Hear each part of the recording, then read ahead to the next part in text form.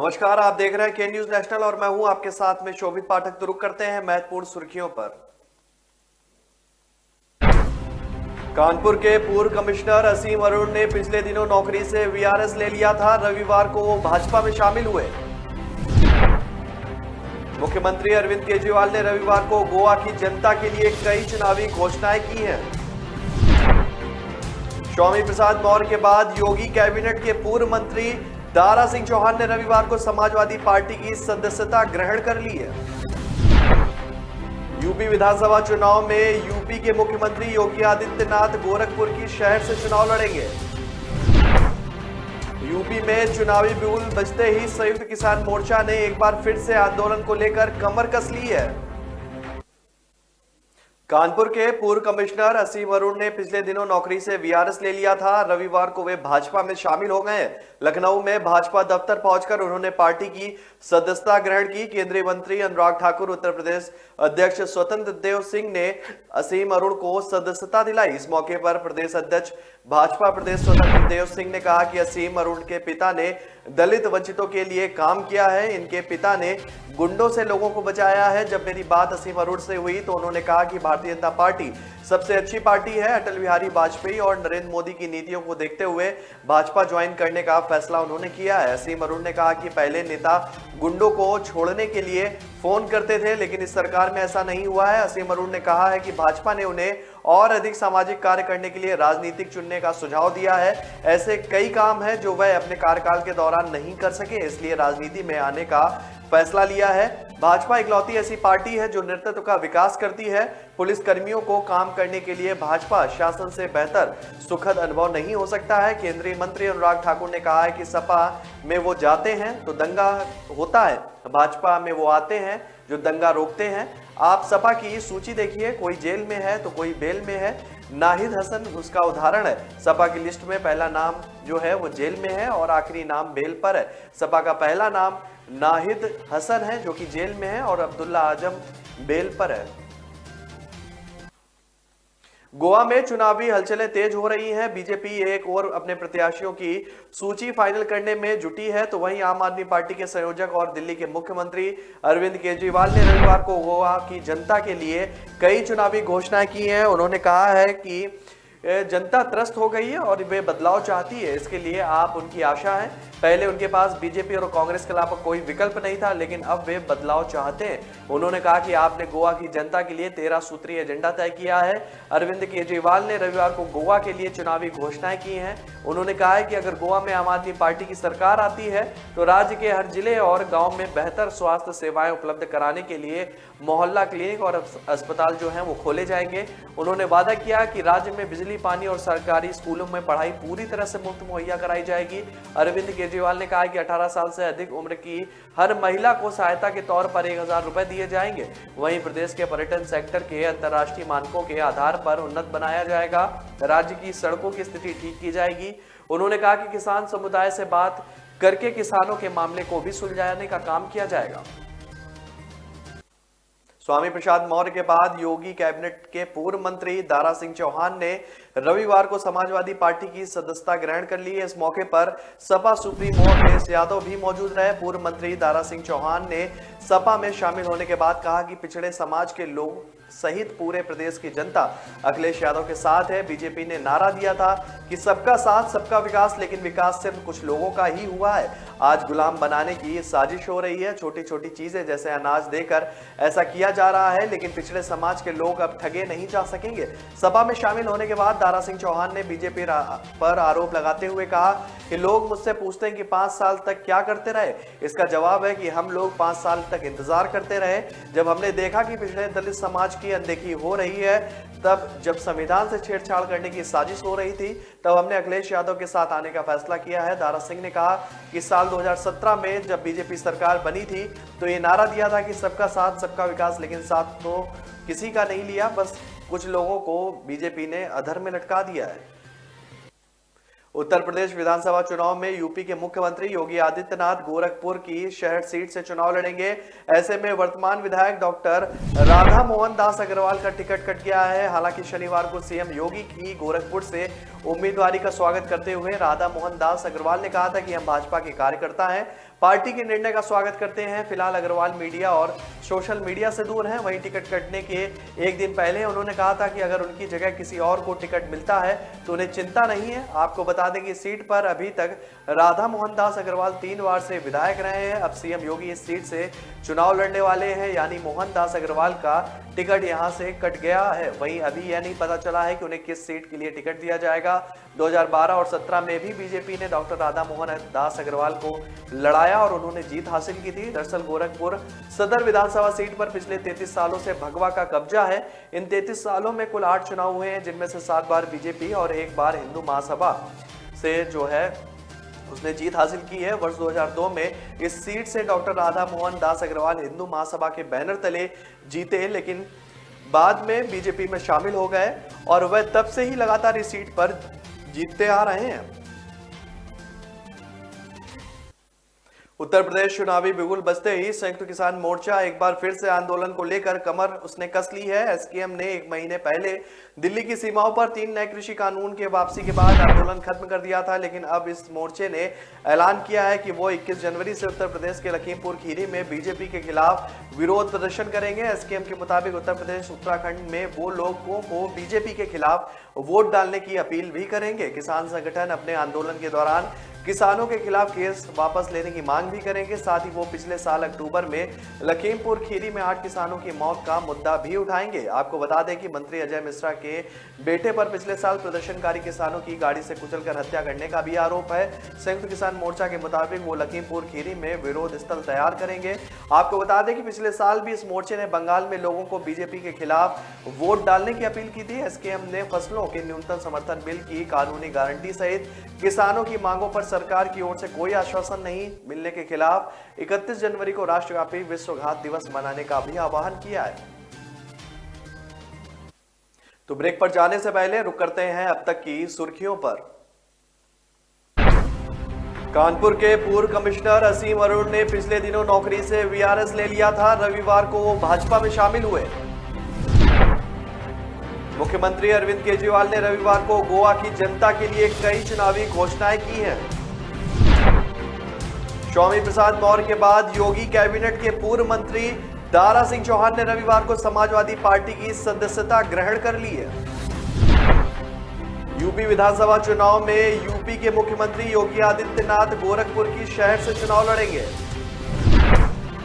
UP में चुनावी बिगुल बजते ही संयुक्त किसान मोर्चा ने एक बार फिर से आंदोलन को लेकर कमर कस ली है। हथेली पे रख ले है नहीं नवेली, तू लाखों संभाले चला चल चला चल, तू मीठे पलों को बांटे चला चल, उम्र को तू पल पल भुलाता चला चल। ये बातें नहीं है सपने किसी के, तू नाजों से पाले चला चल चला चल। सफर है जो लंबा, होठों पे अपने एक नगमा सजाए चला चल चला चल। Force Traveler, celebrate every journey. Break के बाद फिर स्वागत है आपका। रुक करते हैं आगे की खबरों पर। ड्रग केस में नाम जोड़ने के बाद अब अकाली दल के मजीठा से उम्मीदवार विक्रम सिंह मजीठिया के खिलाफ अमृतसर में एक और एफआईआर दर्ज हुई है। एफआईआर चुनाव आयोग की निशानदेही पर दर्ज हुई है। गौरतलब है कि हाई कोर्ट से जमानत मिलने के बाद शनिवार को मजीठिया पहली बार अमृतसर पहुंचे थे। उनके साथ गाड़ियों का लंबा काफिला था और गोल्डन गेट पर उनका सिरोपा पहनाकर स्वागत भी किया गया। चुनाव आयोग की सर्विलांस टीम ने इस रैली का संज्ञान लेते हुए कार्रवाई का आदेश दिया है। ड्रग केस में नाम दर्ज होने के बाद विक्रम सिंह मजीठिया काफी समय तक अंडरग्राउंड रहे। इस केस में जमानत मिलने के बाद मजीठिया शनिवार दोपहर अमृतसर पहुंचे थे। कोरोना के मद्देनजर चुनाव आयोग ने किसी भी प्रकार की रैली या सभा करने पर रोक लगा रखी है। आयोग ने यह रोक 15 जनवरी तक लगाई थी, जिसे शनिवार को बढ़ाकर 22 जनवरी तक कर दिया गया। इसके बावजूद मजीठिया के शहर में पहुंचने पर गाड़ियों का लंबा काफिला उनके साथ था। गोल्डन गेट पर भी उनके स्वागत के लिए बहुत से लोग जुटे थे। ईस्ट हल्के के रिटर्निंग अफसर अर्शदीप सिंह लुबाना ने कार्रवाई की पुष्टि की है। जानकारी के अनुसार मजीठिया के खिलाफ एफआईआर थाना सुल्तानविंड में दर्ज की गई है। यह एफआईआर 188 आईपीसी आपदा प्रबंधन एक्ट 2005 की धारा 51 और महामारी रोग एक्ट 1897 के तहत दर्ज की गई है। इतना ही नहीं, चुनाव आयोग के नियमों की अनदेखी करने पर पार्टी को भी नोटिस भेजकर जवाब मांगा गया है। पंजाब में कांग्रेस ने 86 उम्मीदवार जो है वो चुनावी दंगल में उतार दिए हैं। साथ ही अपने प्रचार को धार देने के लिए अभियान शुरू कर दिया गया है। कांग्रेस ने प्रचार अभियान की शुरुआत 3 चेहरों और नए स्लोगन के साथ कर जातिगत वोट बैंक साधने का प्रयास किया है। कांग्रेस पार्टी ने इस बार का स्लोगन दिया है नवी सोच नवा पंजाब। साथ में पीपीसीसी प्रधान जो नवजोत सिंह सिद्धू, दलित मुख्यमंत्री चरणजीत सिंह चन्नी और हिंदू नेता सुनील जाखड़ की तिकड़ी को आगे भी रखा गया है। तीनों की फोटो नए स्लोगन वाले होर्डिंग्स अब पंजाब के सभी शहरों में दिखने लगी है। साथ ही बोर्ड पर पंजाब दी चढ़ती कला कांग्रेस मंगे सरबत दा भला भी बड़े अक्षरों में उभार कर लिखा गया है। और नए स्लोगन के साथ इस विधानसभा चुनाव के लिए कांग्रेस की रणनीति साफ नजर आ रही है। जाहिर सी बात है कि नवजोत सिंह सिद्धू के नाम से जट सिंह चेहरा, चरणजीत सिंह चन्नी को दलित फेज और सुनील जाखड़ को हिंदू चेहरे के तौर पर आगे रखा गया है। इससे सभी पार्टियों के लिए मुद्दा छीनने का भी प्रयास किया जा रहा है। कांग्रेस की इस रणनीति के पीछे मुख्य कारण सभी वर्गों का साथ लेकर चलना है। दरअसल पंजाब विधानसभा चुनाव के दौरान भाजपा और शिरोमणि अकाली दल बादल का पूरा जोर हिंदू वोट बैंक साधने और आपका पूरा जोर जट सिख वोट बैंक को अपने पाले में करने का लग रहा है। ऐसे में कांग्रेस ने जातिगत समीकरणों के साथ सभी वर्गों के लिए वोट बैंक को साधने का प्रयास भी किया है। पंजाब में कांग्रेस के 86 कैंडिडेट की पहली लिस्ट आने के बाद 12 विधायकों में हड़कंप मच गया है। कांग्रेस ने 4 विधायकों की टिकट काट दी है। हालांकि इन 12 विधायकों की टिकट होल्ड कर दी गई है। इसकी टिकट काटी जा रही है या फिर विधानसभा क्षेत्र बदला जा रहा है, इसको लेकर भी जो चर्चाएं हैं वो उन्होंने जोर पकड़ लिया है। वहीं घबराहट इसलिए है कि कांग्रेस ने कैप्टन अमरिंदर सिंह से नजदीकी की वजह से मंत्री पद से हटाए गए गुरप्रीत कांगड़ और साधु सिंह धर्मसोत जैसे नेताओं को भी टिकट दे दी है, लेकिन इनका नाम लिस्ट में जारी नहीं किया गया है। कांग्रेस ने पहली लिस्ट में 4 विधायकों के नाम काट दिए हैं। इसमें मोगा से हरजोत कमल की जगह बॉलीवुड स्टार सोनू सूद की बहन मालविका सूद को टिकट दी गई है। नाराज हरजोत जो है वो भाजपा ज्वाइन उन्होंने कर ली है। मलोट से अजय भट्टी की जगह आप से आई रूबी को टिकट दी गई है। श्री हरगोविंदपुर से बलविंदर लॉडी की टिकट काट दी गई है, वह 6 दिन के लिए भाजपा में चले गए थे। बलुआना से नथुराम की भी टिकट काटी गई है। पंजाब विधानसभा चुनाव पर नशे का साया मंडरा रहा है। इसे देखते हुए चुनाव आयोग ने चाबुक चलाना शुरू कर दिया है। 8 जनवरी को चुनाव की घोषणा के 1 हफ्ते के भीतर पंजाब में 38.93 करोड़ कीमत का नशा पकड़ा जा चुका है। इसके अलावा 81 लाख कीमत की 2.72 लाख लीटर शराब भी बरामद की गई है। यह जानकारी राज्य के मुख्य चुनाव अफसर डॉक्टर एस करुणा राजू ने दी है। उन्होंने कहा है कि चुनाव आचार संहिता लागू होने के बाद 40.31 करोड़ का सामान जब्त किया जा चुका है। इसमें 14 लाख की नकदी भी शामिल है। वहीं पंजाब में 2222 लोगों की पहचान की गई है जो गड़बड़ी फैला सकते हैं। इनमें से 8094 पर कार्रवाई भी की जा चुकी है। पंजाब में ड्रग हर लिहाज से बड़ा मुद्दा है। ड्रग्स को बढ़ावा देने के लिए राजनीतिक जंग चल रही है। वहीं वोटर्स को लुभाने के लिए भी नशे का सहारा लेना पड़ रहा है। इसे देखते हुए जो है पंजाब हरियाणा हाईकोर्ट ने भी पंजाब चुनाव में नशे को रोकने के लिए रोड मैप मांगा है। पंजाब सरकार से भी सवाल पूछे गए हैं कि उन्होंने पंजाब में नशे को लेकर कोई स्टडी जो कार्रवाई है उसकी रिपोर्ट हाईकोर्ट को तुरंत सौंपा जाए।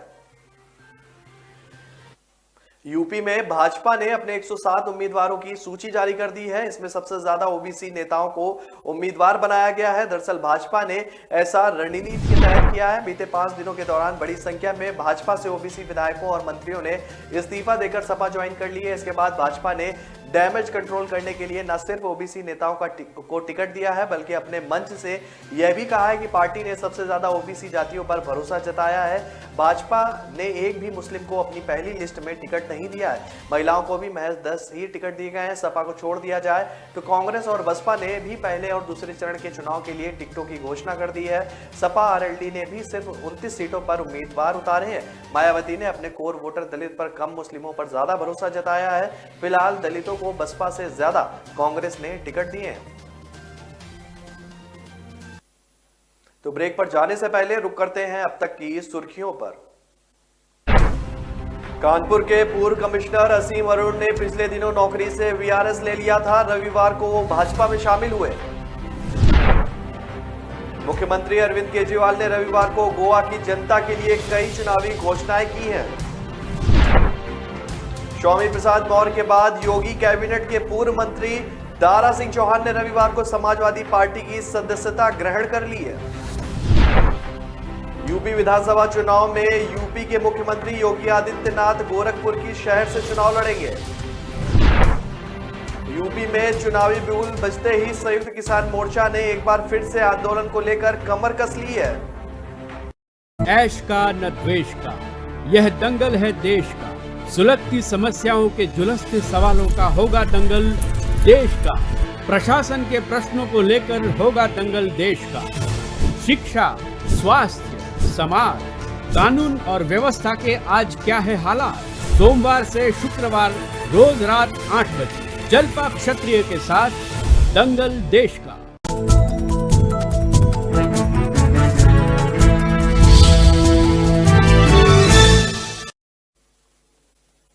ब्रेक के बाद फिर स्वागत है आपका। रुक करते हैं आगे की खबरों पर। कांग्रेस ने पंजाब विधानसभा चुनाव के लिए 86 उम्मीदवारों की पहली लिस्ट जारी कर दी है। इसमें 4 मौजूदा विधायकों की ही टिकट काट दी गई है। पहली लिस्ट में ही कांग्रेस प्रदेश अध्यक्ष नवजोत सिद्धू, सीएम चरणजीत सिंह चन्नी, सांसद प्रताप बाजवा, पूर्व सीएम राजेंद्र कौर भट्टल समेत सभी मंत्रियों और विधायकों की सीट पर कैंडिडेट घोषित कर दिए गए। टिकट बंटवारे में जहां सिद्धू का दबदबा दिख रहा है, वहीं मुख्यमंत्री चरणजीत सिंह चन्नी कमजोर दिखाई दिए। सिद्धू ने सुल्तानपुर लोधी से मंत्री राणा गुरजीत के विरोधी नवतेज चीमा बस्सी पठाना से सीएम चन्नी के भाई की जगह गुरप्रीत जीपी, रायकोट से आप छोड़कर कांग्रेस में आए विधायक जगतार जग्गा की जगह कामिल अमर सिंह और भटिंडा ग्रामीण से वित्त मंत्री मनप्रीत बादल के विरोधी हरविंदर लाड़ी को टिकट दिलवा दी है। बगावत रोकने के लिए कैप्टन अमरिंदर सिंह के करीबी रहे मंत्रियों को भी टिकट दी गई है। उधर बॉलीवुड स्टार सोनू सूद की बहन मालविका सूद को मोगा विधानसभा से सीट से पार्टी ने टिकट दिए जाने से नाराज यहां के कांग्रेसी विधायक हरजोत कमल भाजपा में शामिल हो गए हैं। मालविका का टिकट अनाउंस होने के 2 घंटे बाद हरजोत कमल ने चंडीगढ़ में बीजेपी की सदस्यता ग्रहण कर ली। टिकट बंटवारे में सीएम चरणजीत चन्नी कमजोर नजर आए हैं। वहीं बस्सी पठाना से अपने भाई डॉक्टर मनोहर सिंह को टिकट दिलाना चाहते थे, लेकिन ऐसा नहीं हुआ। उनके भाई ने चुनाव लड़ने के लिए सीनियर मेडिकल अफसर पद से सेवा मुक्ति तक ले ली थी। आदमपुर से सीएम खुद या फिर से रिश्तेदार मोहिंदर केपी को टिकट दिलाना चाहते थे, लेकिन वहां भी सिद्धू की इच्छा के मुताबिक सुखविंदर कोटली को टिकट दी गई। यूपी विधानसभा चुनाव के लिए हैदराबाद के सांसद असुद्दीन ओवैसी की पार्टी ऑल इंडिया मजलिस ए इत्तेहादुल मुस्लिमीन ने अपने प्रत्याशियों की पहली सूची जारी कर दी है। पार्टी की पहली सूची 9 सीटों के लिए प्रत्याशियों के नाम है। इनमें पहले चरण के 8 और दूसरे चरण का 1 प्रत्याशी शामिल है। बहरहाल यूपी विधानसभा चुनाव में जैसे जैसे समय कम होता जा रहा है, वैसे वैसे राजनीतिक पार्टियों की दिलों की धड़कन भी तेज होती जा रही है। उत्तर प्रदेश में 7 चरणों में होने वाले चुनाव में पहला चरण पश्चिम से शुरू हो रहा है। इस चरण के लिए लगभग सभी राजनीतिक पार्टियां अपने प्रत्याशियों के नामों का ऐलान भी कर दिया है। वहीं आज ओवैसी ने भी अपनी पहली सूची जो है वो जारी कर दी। आपको बता दें कि असुद्दीन ओवैसी की पार्टी उत्तर प्रदेश में 100 विधानसभा सीटों पर चुनाव लड़ रही है। आज 9 प्रत्याशियों के ऐलान के साथ ही पार्टी ने प्रदेश में गठबंधन की सियासत के फलसफे को भी खत्म कर दिया है। खबरों की माने तो असुद्दीन ओवैसी लगातार समाजवादी पार्टी से संपर्क में रहे और वह चाहते थे कि समाजवादी पार्टी के साथ गठबंधन हो जाए, लेकिन सपा सुप्रीमो अखिलेश यादव ने ओवैसी की पार्टी पर कोई भी भरोसा नहीं किया। अब उनकी पार्टी अकेले चुनावी मैदान में है। लखनऊ में भले ही कड़ाके की ठंड पड़ रही हो, लेकिन सियासी पारा चढ़ा हुआ है। जैसे जैसे चुनाव नजदीक आ रहे हैं, राजनीतिक दल अपने चुनावी अभियानों की तैयारियों के साथ साथ विपक्षी पार्टियों को चोट पहुंचाने में भी जुट गए हैं। बीजेपी की ओबीसी कैटेगरी के नेताओं के सपा की तरफ पलायन और फिर मुख्यमंत्री योगी आदित्यनाथ के नेतृत्व पर उठे सवालों के बीच बीजेपी अब जवाबी प्रहार की तैयारी कर रही है। इसका जरिया बनेगी मुलायम सिंह यादव की बहू अपर्णा यादव। विश्वसनीय सूत्रों के मुताबिक शनिवार शाम अपर्णा यादव ने बीजेपी नेताओं से मुलाकात की और बीजेपी ज्वाइन कर ली। बहुत जल्द वो जो है नई जगह से उन्हें टिकट भी मिल सकती है कि अपर्णा। फिलहाल इस सवाल पर बीजेपी प्रवक्ता राकेश त्रिपाठी ने मुस्कुराते हुए कहा कि अभी उनके आने के पास में हमारी जो खबर थी वो पुख्ता थी, जिसके बाद उन्होंने पार्टी को ज्वाइन किया।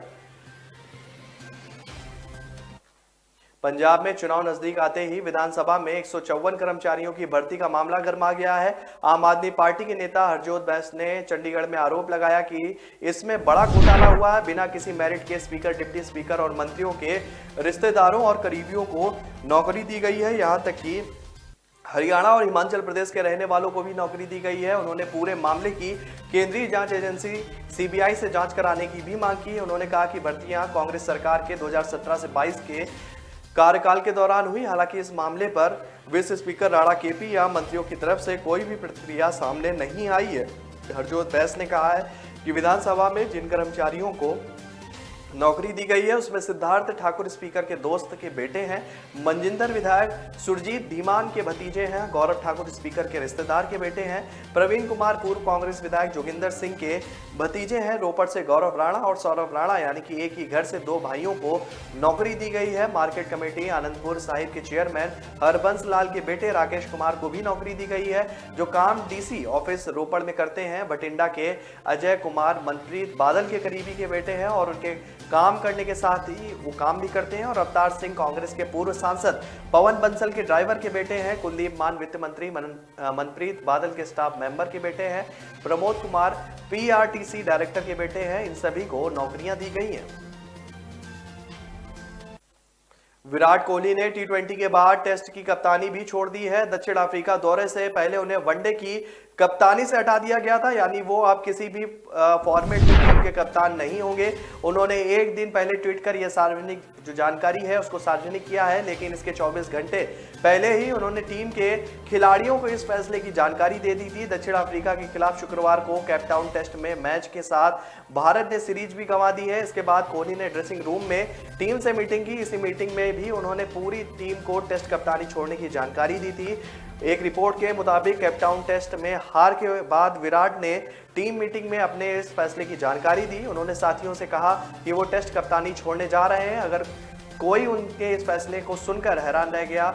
और वहीं ड्रेसिंग रूम में हुई मीटिंग में मौजूद भारतीय टीम से जुड़े लोगों के हवाले से रिपोर्ट में बताया गया है कि कोहली ने उस दौरान सभी से एक गुजारिश भी की। इसके मुताबिक कोहली ने कहा कि मैं एक छोटा सा फेवर मांग रहा हूं, प्लीज ड्रेसिंग रूम से बाहर किसी के साथ ये जानकारी शेयर ना की जाए।